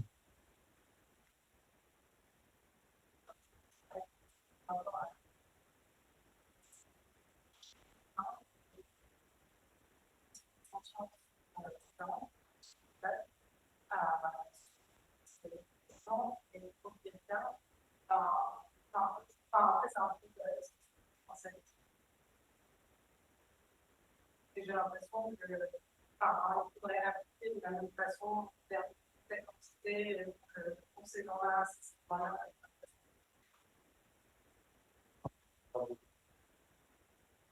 Non, mais je pense qu'on a plein d'indices qui pointent vers le fait qu'entre les individus humains, on n'a pas exactement les mêmes échelles de bien-être.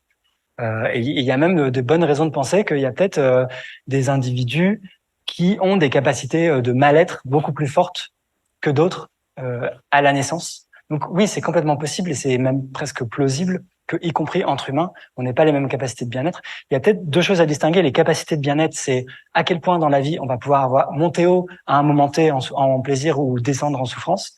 Et ça, c'est pas la même chose que quel va être le bien-être effectif qu'on a dans la vie. C'est-à-dire, on pourrait monter très haut dans les plaisirs, mais en fait, si on est en dépression permanente toute notre vie, on va rester dans des états négatifs permanents, alors même qu'on avait des capacités de bien-être peut-être très élevées. Donc, il y a cette distinction-là.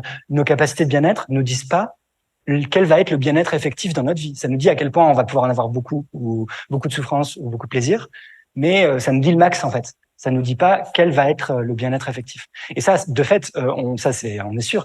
Entre nous, on n'a pas les mêmes niveaux de bien-être là à un moment T. Et au cours de notre vie, il y a des personnes qui souffrent beaucoup plus que d'autres, évidemment. Donc, c'est peut-être ça qui est plus pertinent à prendre en compte que des capacités de bien-être. C'est pas parce que un tel ou une telle pouvait monter plus haut en plaisir, en théorie, que ses intérêts vont compter plus. Ou que ça va être important peut-être de lui donner tout le plaisir dont cette personne est capable. Enfin, c'est pas ça s'ensuit pas directement forcément.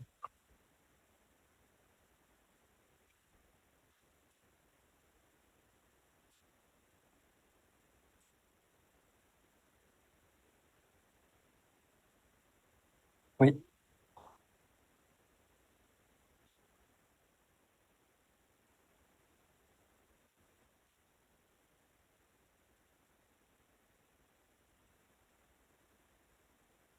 Également une communication forte sans extension aussi des notions par rapport aux gens quand même.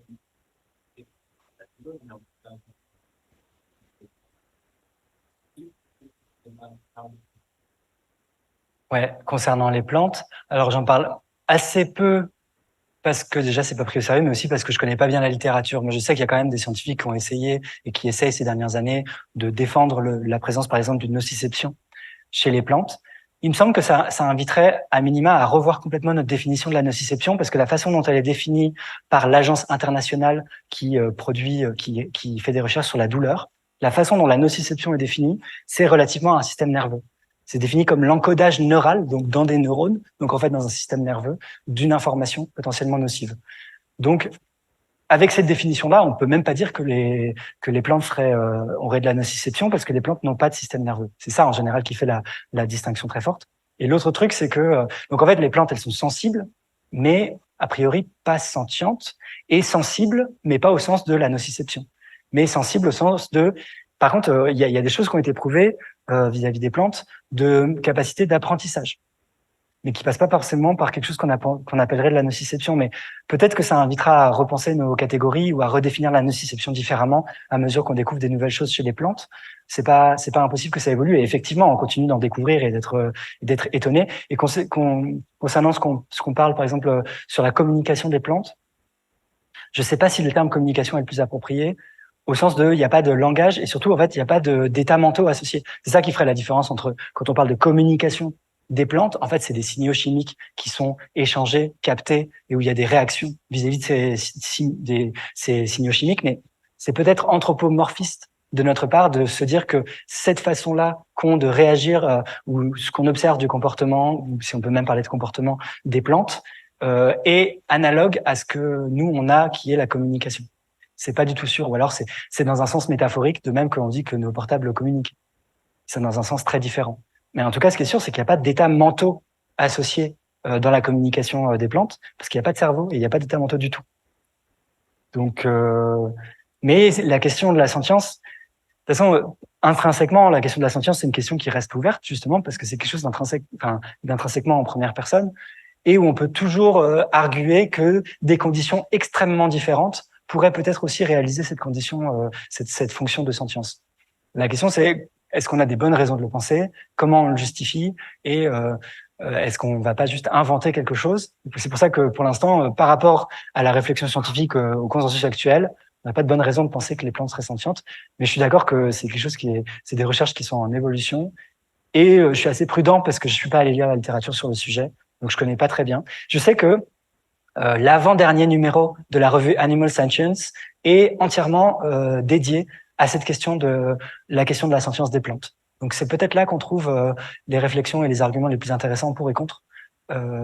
Et ce débat-là, en tout cas, ils ont choisi de l'ouvrir.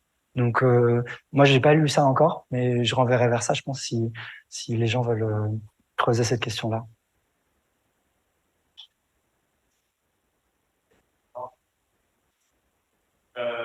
Rapide, sondage d'opinion à main levée, qui souhaiterait encore poursuivre la discussion pour informer un peu des sérieux, etc.